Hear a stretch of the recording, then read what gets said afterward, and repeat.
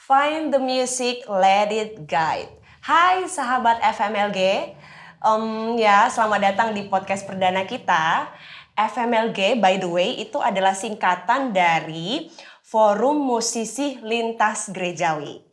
Dan podcast perdana ini, sahabat FMLG, adalah rangkaian kegiatan kita menuju konser akbar A Night in December. Jadi kita mau ngajakin seluruh sahabat FMLG untuk sama-sama mengikuti perjalanan ini dengan podcast-podcast kita di beberapa bulan ke depan.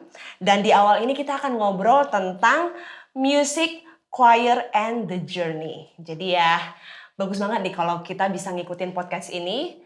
Terus kita bisa punya pengetahuan yang lebih luas tentang musik ya.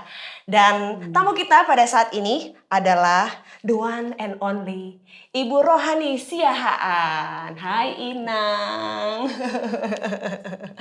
Dan juga selain itu ada Bapak Cliff Lewakabesi yang akrab disapa dengan Katate. Halo. Aman Katate dan Inang?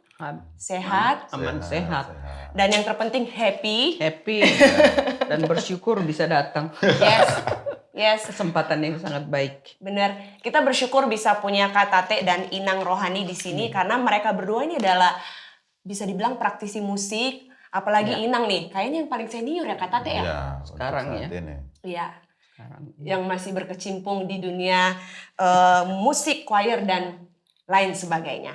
Nah, Inang dan Kak Tate pasti tadi perjalanan ke sini lancar jaya merdeka ya. Ya. Jadi kelihatan kok dari wajahnya senyum semua. Apalagi tadi Kak Tate waktu mau minum ditawarin air minum yang biasa dia maunya yang berwarna ya.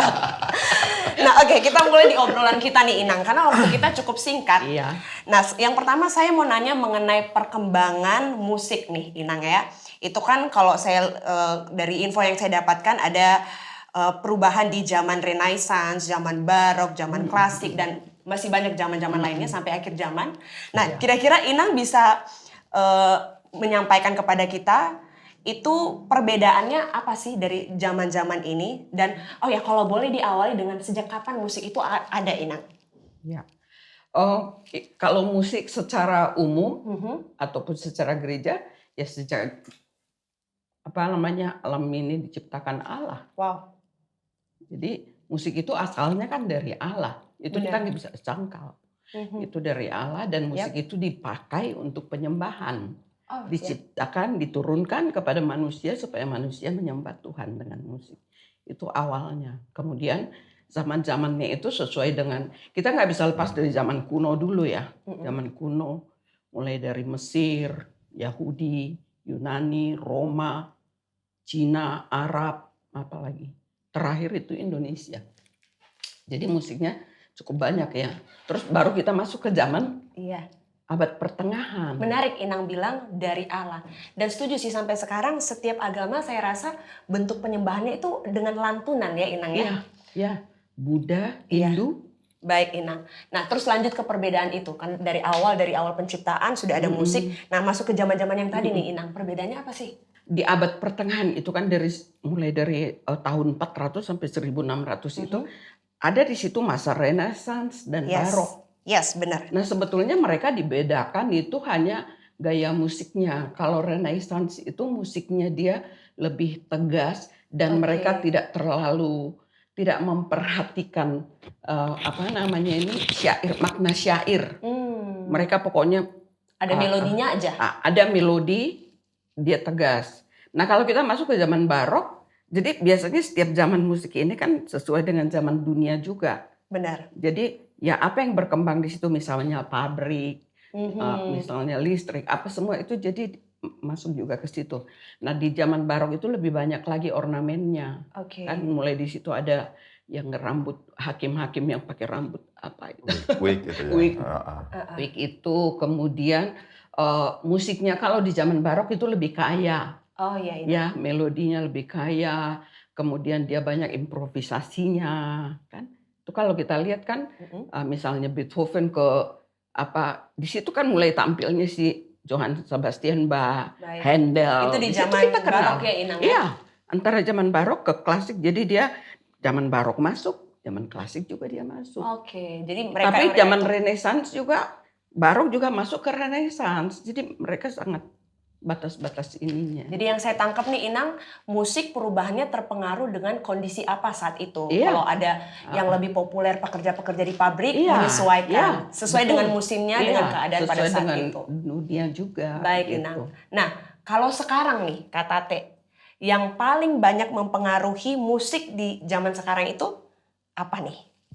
Kalau bicara secara umum ya sama seperti tadi Inang sebutkan. Berarti musik selalu mengikuti perkembangan zaman dan keadaan. Iya. Jadi sebenarnya musik mewakili budayanya gitu. Oke, mewakili budaya. Ya. Jadi kalau kita lihat sekarang hal-hal baru banyak berkembang di mana dulu pembatasan-pembatasan itu sangat jelas, sekarang semakin kecil lagi. Hal yang dulu dianggap bukan musik sekarang bisa dianggap sebagai musik. Contohnya distorsi kalau di dalam musik modern. Benar Kak Tate, kalau kita ngelihat teriak-teriak aja gitu ya? Ya, Bukan itu ya?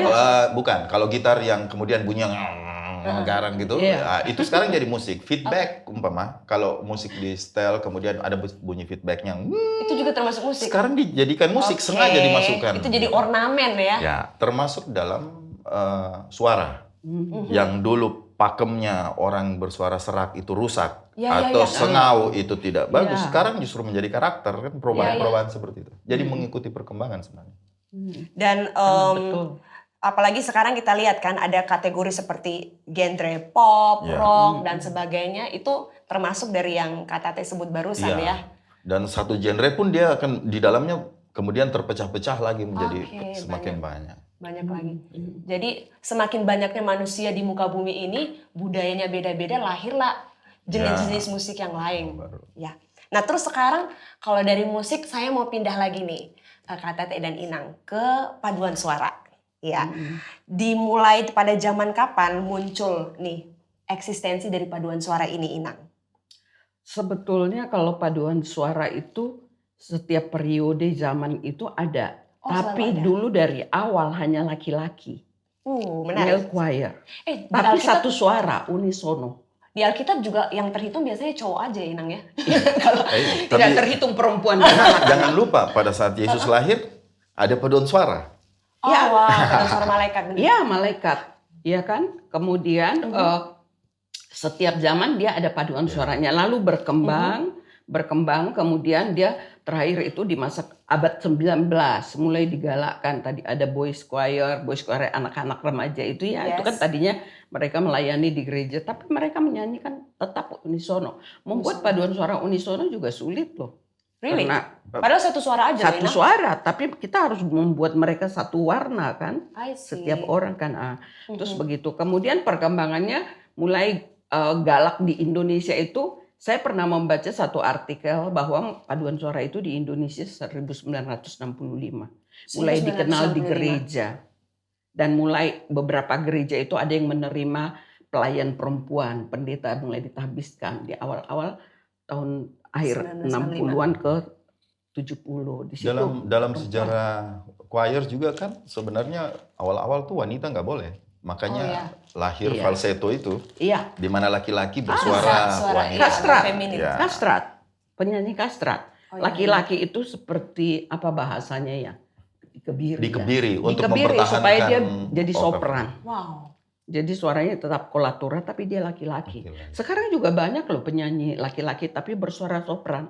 Kita kalau lihat a cappella voice yang ada di YouTube itu ya, soprannya, aduh kadang-kadang saya nonton itu, waduh ini gila betul ini soprannya kalah-kalah dari sopran perempuan. Tapi tadi katanya laki-laki itu yang utama kan. Tapi jangan lupa pemimpin paduan suara yang pertama adalah perempuan menurut Alkitab, Maryam. Oh iya betul Inang. Setuju waktu mereka menang. Iya, menang ketika mereka bebas dari tentara Firaun. Yang menyanyikan seperti pujian. Itu, iya. Setuju sih. Jadi, nah tadi Inang bilang mengenai unisono ya Inang ya bahasanya.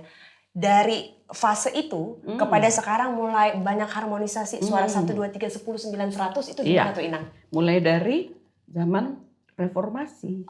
Martin Luther. Muncul koral, nyanyian koral.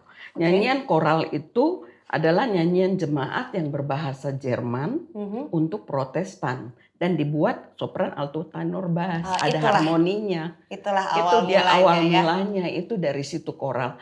Kalau di Katolik namanya motet. Iya, Kalau di Anglikan namanya andem. Yes, Ya kan? Nyanyian jemaat mereka. Ya. Jadi Tadi, kita dari koral itu berkembang jadi betul. Jadi choir. harmonisasi seperti Harmoni sekarang. Kemudian- kaya lagi ya. kemudian masuk Messiah. Iya, Inang. Handel punya kan. Dari 39 lagunya di oratorio itu 13 itu paduan suara loh. Wow. Sangat hebat. Ini bahasa-bahasa yang cukup asing bagi saya, sahabat FMLG. Tapi luar biasanya selesai dari podcast ini saya jadi makin pinter ya. Tadi Inang dan Kak Tete sebutin semuanya gereja, gereja, gereja. Nah ini paduan suara kayaknya erat banget hubungannya dengan gereja. Oh iya. Sebenarnya apa sih tujuan dan fungsi paduan suara itu, Inang? Saya paling senang kalau bicara tentang paduan suara di gereja. Oh wow. Yang pertama, paduan suara itu punya fungsi ya. Tapi perannya apa dulu? Paduan suara itu mempunyai peran di gereja. Mitra.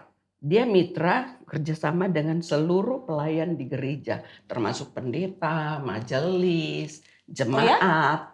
Itu mereka harus satu kerjasama. Oke. Ya, terutama untuk ibadah.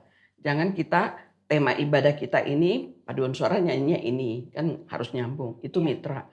Yang kedua, paduan suara itu adalah teladan.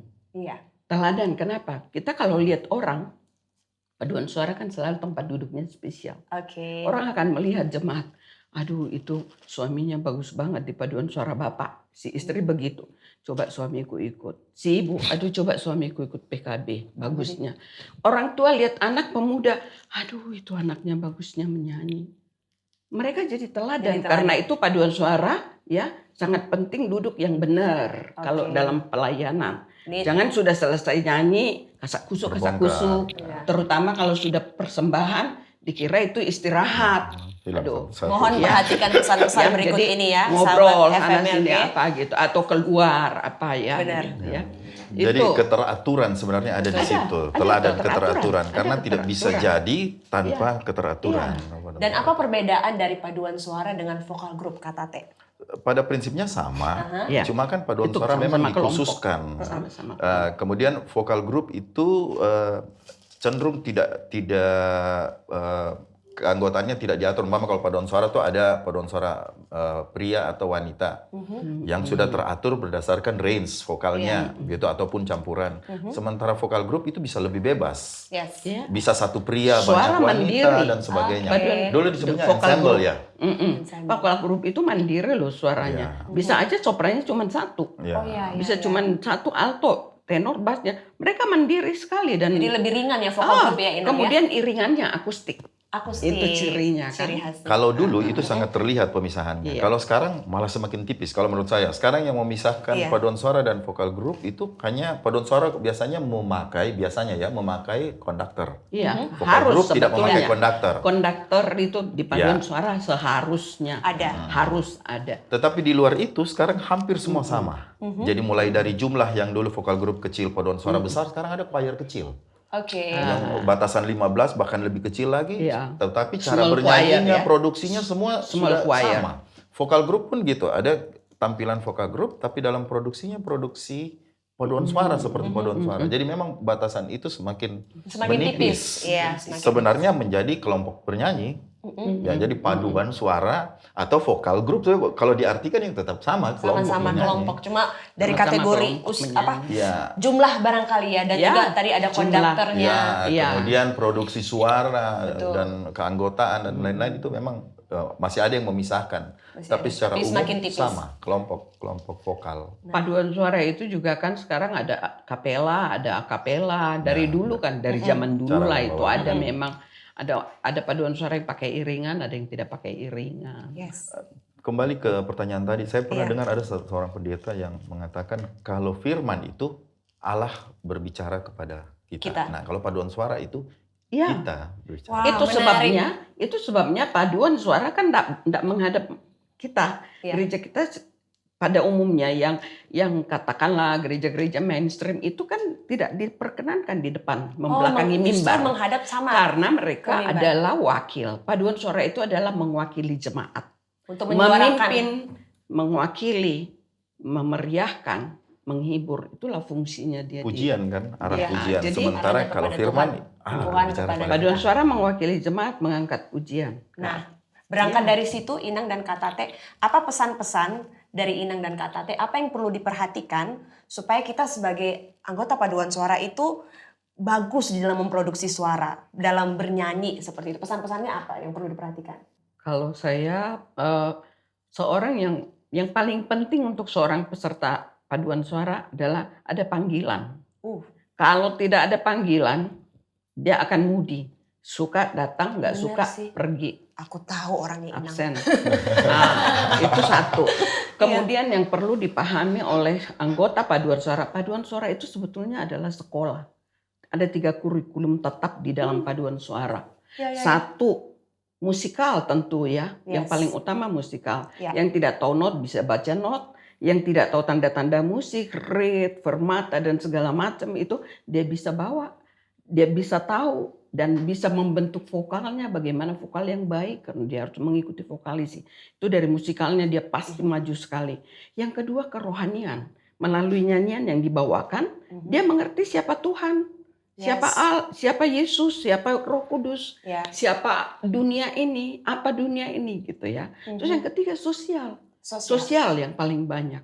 Ada retreat, ada workshop, ada seminar kesana kemari, ada latihan, ada pertemuan, ada ibadah pantai. Pokoknya bagus, 3 kurikulum ini tetap di paduan suara. Jadi ini bukan perkara nyanyi aja, sekedar perform ya Inang. Tidak, ada banyak hal di jangan belakangnya. hanya mengandalkan suaramu. Yes. Itu harus dipahami oleh setiap anggota paduan suara. Buat apa dia datang ke situ? Jangan kotor-kotorin absen. Ya, jangan datang. Bertobatlah yang perlu mendengarkannya. Kalau sudah dia naksir, dia datang. Giliran bubar juga itu dia di situ. Jadi memang harus ada panggilan. Kalau itu harus dipahami setiap anggota paduan suara. Ada panggilan dan dia mengerti bahwa dia masuk sekolah yang memiliki kurikulum tetap. Itu kalau gitu pasti dia berhasil. Saya percaya Kak Tate juga sepakat dengan apa yang Inang sampaikan. Yang pasti kalau paduan suara itu modal utamanya punya suara. Kalau Yes. nggak punya suara tidak. Itu Tapi nggak pertama. cukup cuma suara aja Kak Ya, Tate. tetapi setelah punya suara punya tujuan. Yes, Seperti yang Inang sebut tadi itu sebenarnya punya tujuan. Jadi kadang orang masuk tidak punya tujuan. Nah, kalau dia tidak punya tujuan, harusnya di dalam membentuk tujuan itu. Jadi ada aturan. Kalau nggak ada Jangan aturan, merusak. akhirnya nanti seenaknya orang mau masuk, orang mau keluar. Tetapi kan biasanya itu kembali kepada individu kalau nggak ada aturan. Tapi kalau ada aturan, membentuk individu untuk mengikuti. Kalau jadi umpama paduan suara gereja atau paduan suara apapun yang dibentuk, harus tentunya punya tujuan dulu mau kemana ini. Kalau tidak, ya hanya kelompok orang yang bernyanyi bebas. Harus ada organisasinya, ada manajemennya. Itu sangat penting.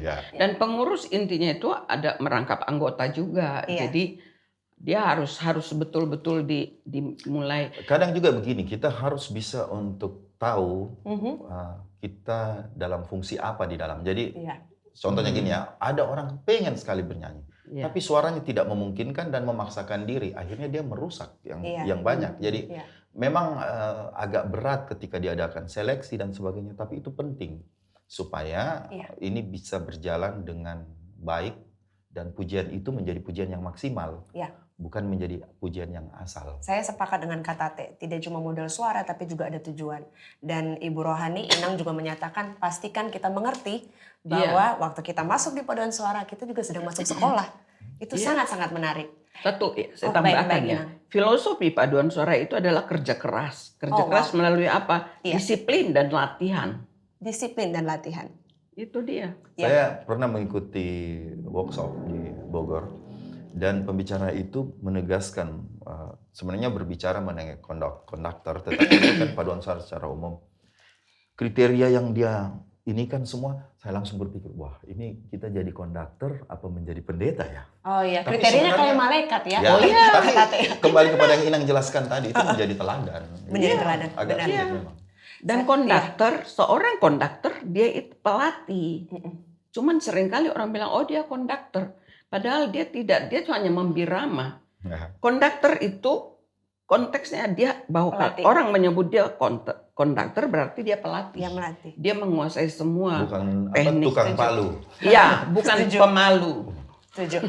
Sangat ingin ngomong panjang lebar dengan Iya. Kak Tate dan juga Inang Rohani di sini, tapi sayang sekali kita terbatas dengan waktu. Iya. Dan sahabat FMLG, sebenarnya lebih kerennya disebut FMLG. Kalau teman-teman di sini bilangnya Family G, ya.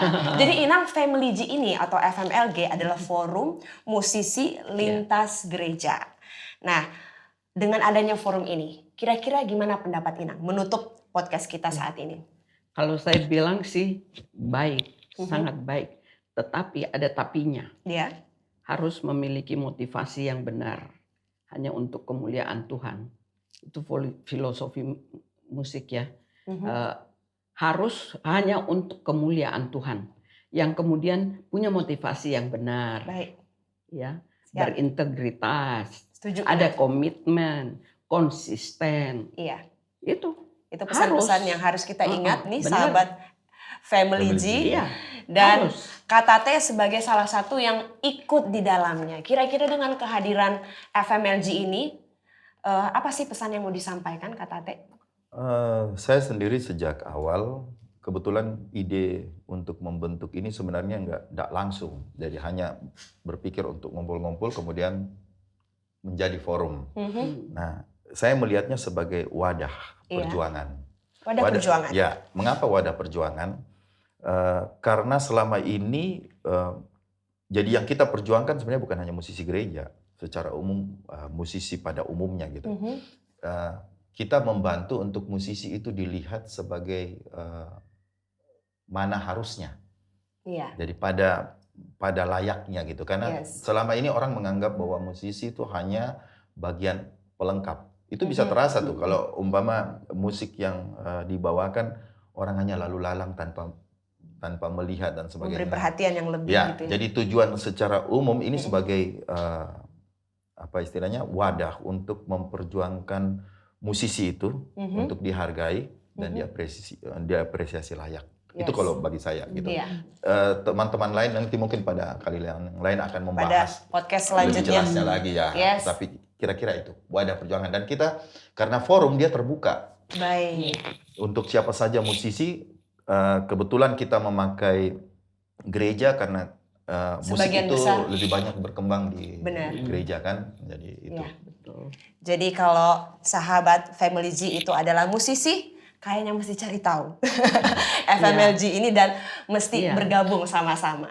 Saya bersyukur sekali bisa ngobrol bareng Kak Tate. Saya bisa dan juga tambahkan sedikit mengenai forum ini ya. Baik, Inang. Jadi kalau pesan saya sih, semua orang yang terlibat, orang yang masuk di dalam forum itu harus dilibatkan, harus terlibat, harus ambil bagian. Iya. Jadi jangan cuma penonton atau cuma hadir kalau nggak ada. Jadi harus. Inang, gambaran singkatnya aja gini. Harus. Ini akan menggandeng semua, bahkan yang bukan musisi tetapi hidupnya terkait dengan musik. Kayak teman-teman yang ada sekarang ini kan gitu. Tertarik nih.